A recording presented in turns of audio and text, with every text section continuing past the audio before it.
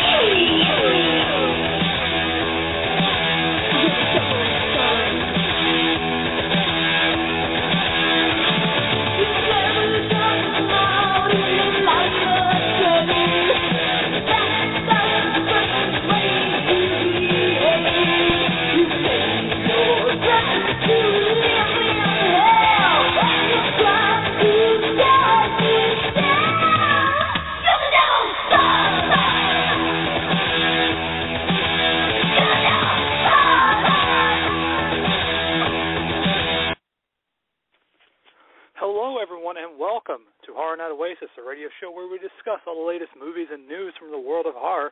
Joining me tonight, as always, is my co-host, Ian. Ian, are you there? I am here. Ian, it has been a while since we've done a show. I'll just say I've had some difficulties here and there. I don't want to get too much into it. Hence the reason why it's been since our Monsters Day show a few months back since we've done anything. But we're here, and what better way to kick off, I guess, a new season, even though it's just been a few months, of the show than to kick off our Indie-Pendence Horror Marathon. I'm going to do my best to pull through this tonight because, again, I don't want to get too much into it, but it's just a little bit of troubling here and there. Not too bad, but issues abound. We're here, and I'm so ready to talk horror, and especially with tonight's show because we have, as the title of the film, we are going to be reviewing a film called Reunion from Hell for our first inaugural episode for the year 2023 of the marathon.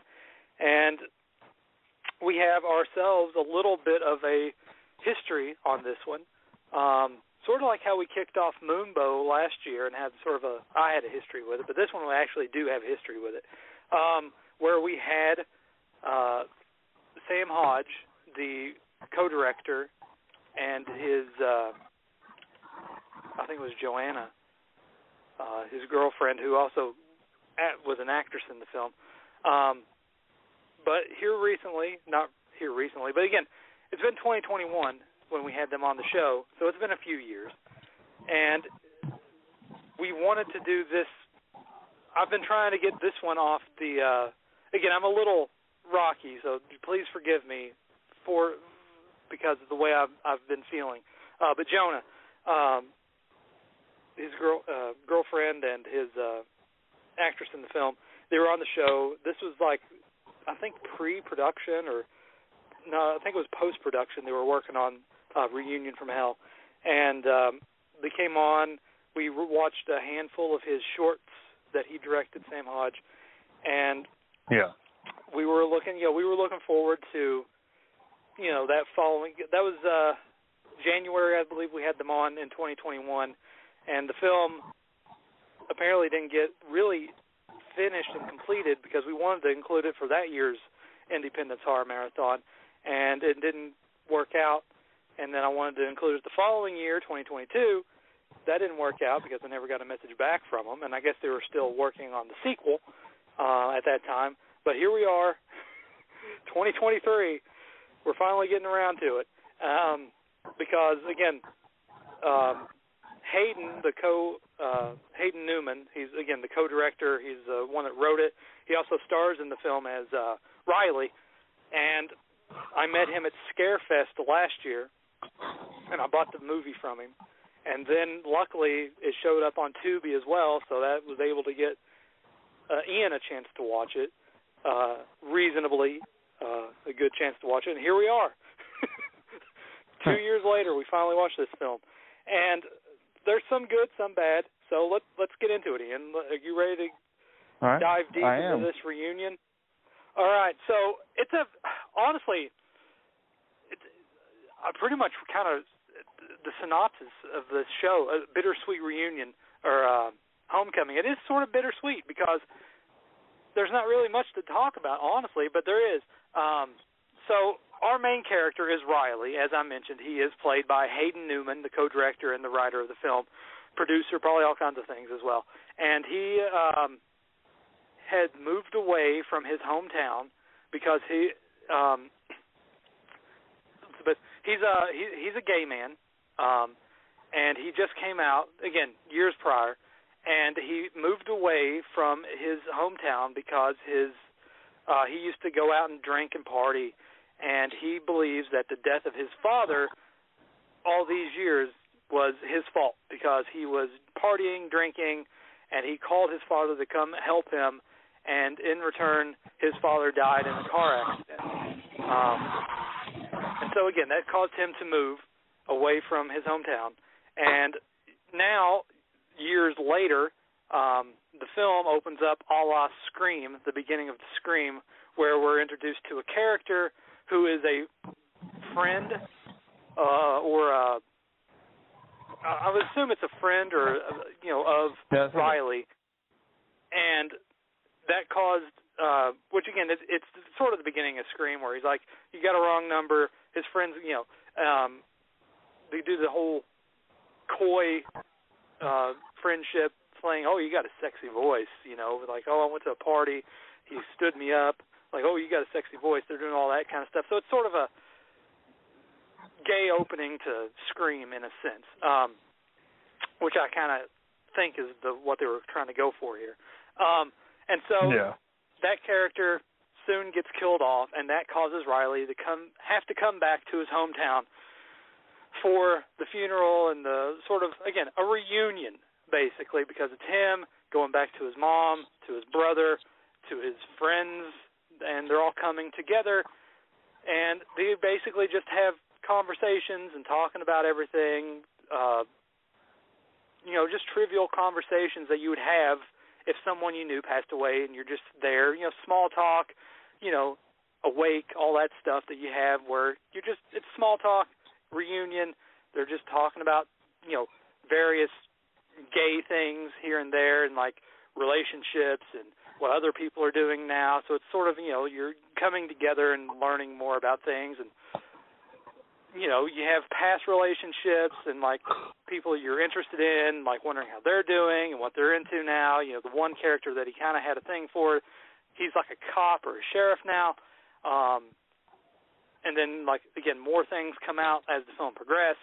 And at the same time, more people are dying from this masked assailant, and especially in the this close-knit group of friends. And that's technically the movie. It's a pretty straightforward gay-themed slasher. There's nothing wrong with that. Again, when I was watching this, another film came to mind, which was Scream for Summer, and how that one is a gay-themed slasher as well, but that one's more lesbian-themed. So it's a good double feature in a sense, where you have one spectrum, a gay theme, and then the other one's a lesbian theme. So it kind of works back and forth there. Yeah. They're both, again, if I'm going on Reunion from Hell and Scream for Summer, they're both very similar. in a sense. So it's not the most groundbreaking film out there, but for what it is, and again, this was filmed in like parts of West Virginia, like not far from where we're from, and like in I think it said Louisville as well. So I think he went to Louisville. So it's like right there in your neck of the woods too, Ian. So it's like the film's right around here. So it's kind of cool to see this film and everything come together. And as I said, like the one thing when we reviewed the short films or when we were watching it, like we had a general idea of what to expect from the feature, and part of that still rings true. I still think the soundtrack, the music's good.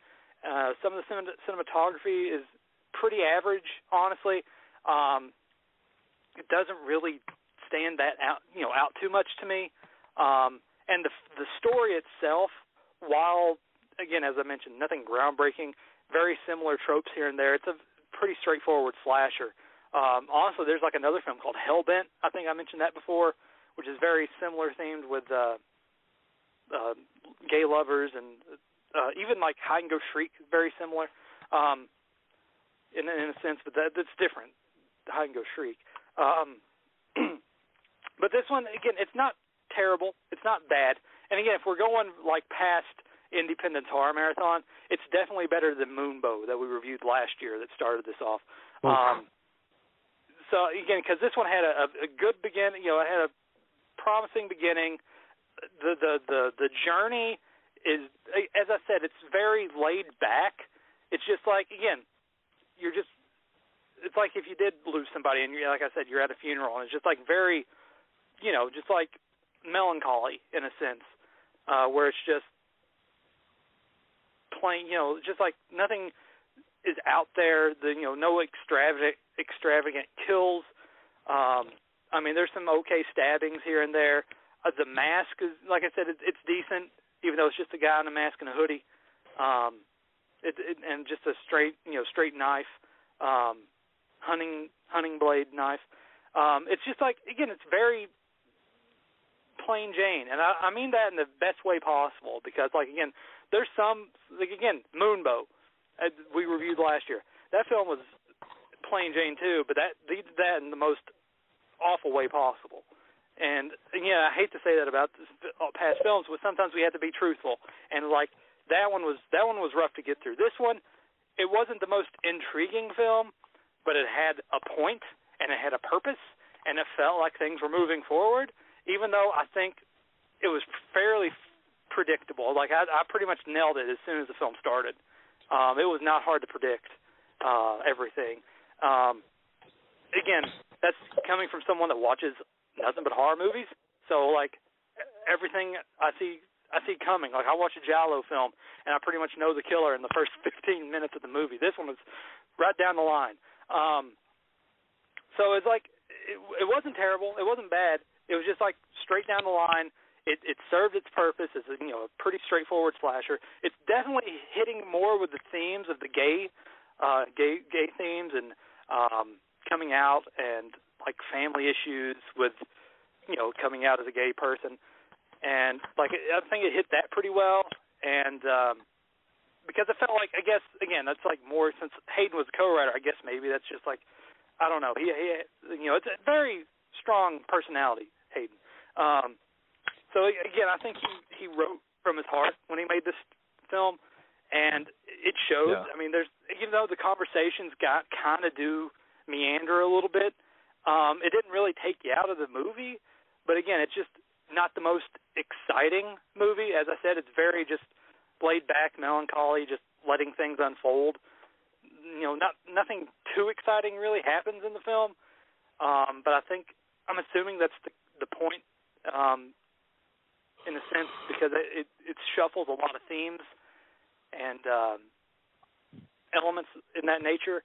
But Ian, I'll let you talk about your thoughts, and then we'll go back and forth.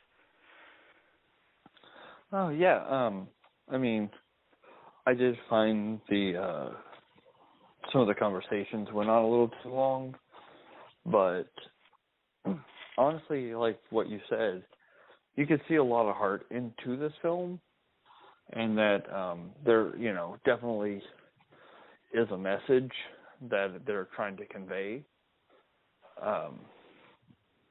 which I kind of, appreciate. Plus, I thought it was kind of funny that we ended a Pride Month on a gay slasher movie, which is always, interesting. I personally, I didn't hate the movie. I thought it was interesting. I thought the characters were actually believable. Like it felt like a group of friends, and that translated pretty well on the screen. I thought like they had a lot of chemistry together. So I'm guessing they're real friends in real life. I had, I kind of figured where things were going to go, but like I thought, I kind of bought into the red herring a little bit, a little bit more than I thought. And I was like, this is too on the nose, but like, but so I mean, I didn't.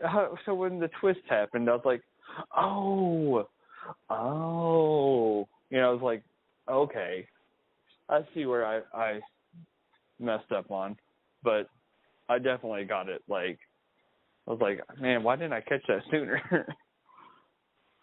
But it really did. It's really not a bad movie at all.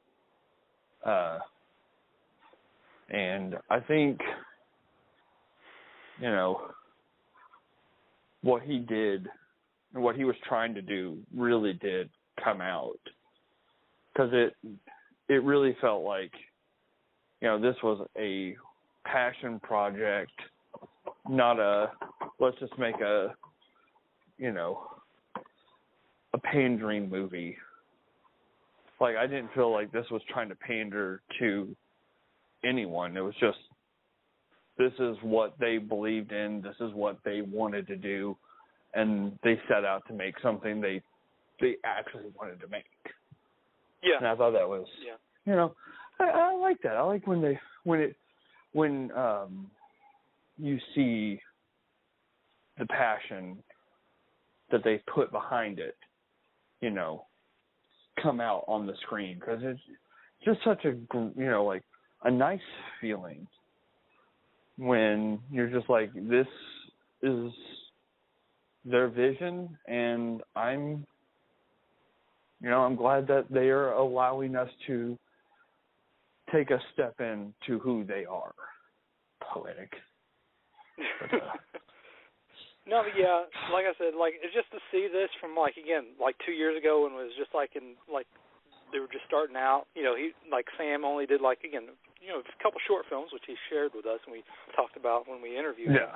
And again, this is like the first big feature, and then of course he went on to, I believe, co-direct the sequel, which is actually Christmas themed. So maybe we can get part 2 at the end of the year. That would be interesting. That'd be fun. Yeah. But yeah, like, again, it's as you said, it's nothing terrible. It's, as we mentioned, it's perfectly fine slasher movie. I mean, I've seen some rough gay themed slasher movies. There's one that I just recently got called A Slice of Terror, and you would think that would be like, oh, okay, gay themed slasher. Oh boy, was that a rough one. I don't want to get too much into that one, but I'll just say, if you ever see a film called A Slice of Terror, because it's about a guy that he gets picked on. Now listen to this again. He gets picked on, and then he learns, to hypnotize people. And so the ones that he picks on, he hypnotizes them, and then he makes them do gay things, like suck each other off and human centipede each other. But this is before human centipede, so it's like a human fuckipede, in a sense, and it's awful.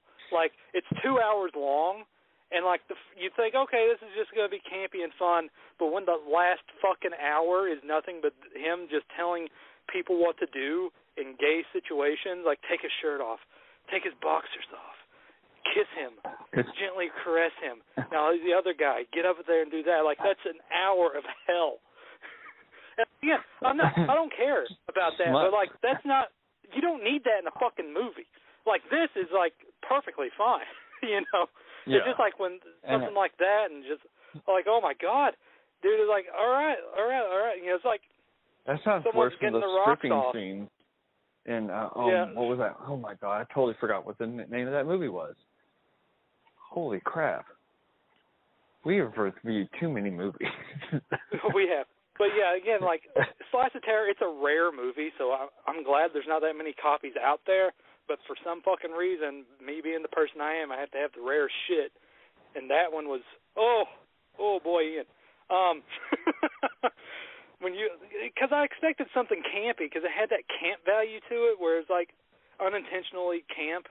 You know, where like again, I'm going off tangent because sometimes I have to do that. But like, again, you have gay themed movies like that, which is a chore to get through, and then you have gay themed movies like this, which is actually not too bad. So it's the reason I'm bringing that up. Whereas, like, again, it has a good premise, you know, as mundane. I mean that in the best way possible as it is, because it's a straightforward slasher. There's really no bells or whistles, as I mentioned before, and it's just, you know, straight down the line. You know, we say that every now and then, but this is perfectly, you know, straight down the line, where, you know, it's just a masked guy, you know, masked person in a hoodie, kniving people. You know, there's some good effects. I'm not going to say it. You know, it's not gory. It's not a super gory movie, but it has some good effects for the limited budget that it is, because this is very limited budget, you know, because this is shot in a couple places, but still, it's very, you know, plus I think it was Indiegogo or fan funded as well. So it's always good to see like those projects actually come to fruition, and that we mentioned that before previously. But for what it is, it's nothing terrible. Again, you get these things again, and you hate yourself sometimes. And I wasn't, again, like, you get Moonbow, and I hate to drag Moonbow through the woods, but sometimes you have to, because that had a premise that could have worked, and it didn't. And they just meandered, like, let's talk about the Grateful Dead and Guns N' Roses and Be Hippies, you know, like, you know, it's just like sometimes films don't work the way you intended them to, and they just forget where they're going. This one had a purpose, the beginning, middle, it all made sense from the beginning to start, and, you know, very cohesive, very straightforward. I give that props to Hayden as well, because he wrote the thing, and, you know, Sam did a good job co-directing, and it's like they worked the best of their abilities, given everything, because, again, they did shoot it during the pandemic, and, you know, you can see some things here and there doesn't work, you know, things work, things doesn't work, but they gave it their best foot, you know, the best foot forward, and I think it turned out decent. You know, it's not something I'm going to look back on and think, like, that was shit. You know, I was like, for a first-time effort, I believe in all their parts and in various ways, it turned out decent. No, I totally agree. You know, especially if it, you know, that it's the first big feature length. And I always feel like there's some kind of, you know, we've been reviewing movies we've been doing this show for over 10 years. You've been watching movies since you were born. You know, and what I've noticed is you can always usually tell a person's first feature length, and it's not a bad thing.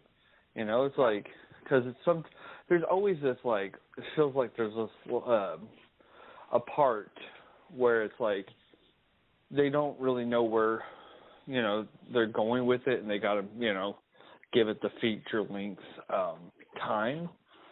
So little parts here and there, but like I didn't hate myself after watching this. No, and I can't say that for some movies. Like, I mean, especially like, you know, The Leaf Blower Massacre 2. Or Amityville Vibrator. Yeah. No, there's some out there. It made people mad with that one.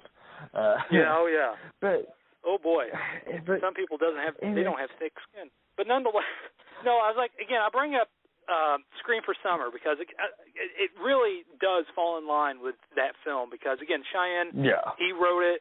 It was the first time directing, and you can tell that he when we had him on, when we interviewed him, when he just had the script, and like the script looked good, and you actually see that come to screen, look good. You know what? Oh, you know what? Something else is interesting, Ian. Scream for Summer. Cheyenne directed Scream for Summer.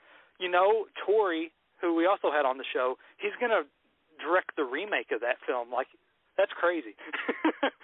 Of all films, like his co-friend, he's going to direct a remake of his low-budget slasher. I was like, it's crazy to see that film's going to have a remake now in the low budget. Wow, that's something you don't see every day. And honestly, that's interesting because, like, in these movies, like, especially, and there's one thing, like, I know there's a message in this movie. Like, anybody that pays attention to what is going on can understand the message, but it's like, it's not preachy. And I appreciate that, because that's when, like, once it starts getting preachy, then it just starts feel like it's going into pandering territory, even if it is made, by people in the community. Like, it still sometimes can get a little, like, oh, look at my message, like, I really appreciate, like, the subtlety and, like, because it felt more authentic. And, it's just, like, what was that one movie that we watched? It was like a remake, I think, where it was just like, it was like the Black Christmas? Yes. God. And it was just... That's another one. Like, fuck that film. My brain, I literally blacked out everything about that movie because it wasn't good. And it was a very forgettable movie, except for, like, it was just in your face with the message. Like, the message was scattered throughout the whole movie with the undertones they were taking, but they decided to fill in all of the little, gaps in between, the little downtime parts in the movie with in-your-face, bringing it up constantly messages. And while I agreed with a lot of this, I agreed with a lot of the messaging, but at the same time, it's just like, like, we it doesn't work in a horror film sometimes, especially a remake of a classic, Exactly, and that's where I'm talking when I say some movies go into preachy territories and becomes more pandering than anything else, even with a message I personally agree with. And, I'm glad. I'm glad that Oh, go on. No, I was just saying again, like, they managed to do well with their limitations and everything at the time of filming. And it again, I'm sure they enjoyed making the film. I'm sure it looked like they were. They had some fun.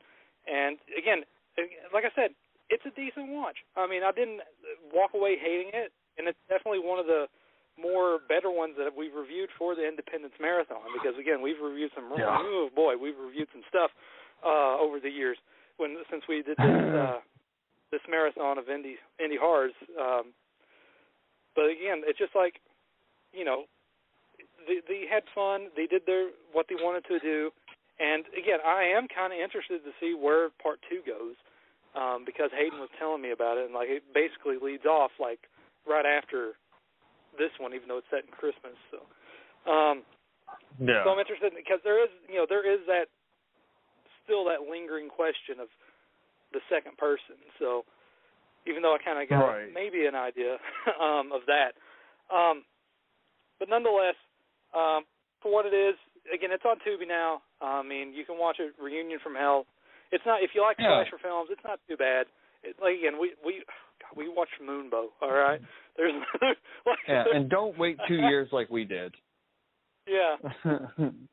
Well, Ian, it's not really that we didn't wait. Like, it just things weren't working out. Or like, you know, and like finally they didn't have copies available. You had to do this, and then finally, like, hey, you know, I don't know. Thank God like, for Tubi. Things worked out, but nonetheless, we got it worked out, and sometimes we have to wait in. You know, like Moonbow. I know. we waited. We were going to do that thing. We waited like a year and a half or 2 years, and all that shit that went down with. We could have kept waiting. I'm sorry. Yeah, I should have, but again, here we are dragging Moonbow through the fucking ringer. But honestly, we have to. Well, sometimes we had to complain about something. Yeah. But again, there like, wasn't you can much have to complain like the fun. about. You know, we're reviewing films like based off other things, like it's a slasher movie, so we kind of have to go about with what else we've seen and review to bring up for those that listened to get an understanding of where this one kind of falls in place. And it's like it's above Moonbow, you know. But again, it's right there with Scream for Summer. It's definitely beside Scream for Summer, where it's decent for what it is. And it's like they both fall in the same line. Where like first-time directors, writers, they get in there. They have their group of pals.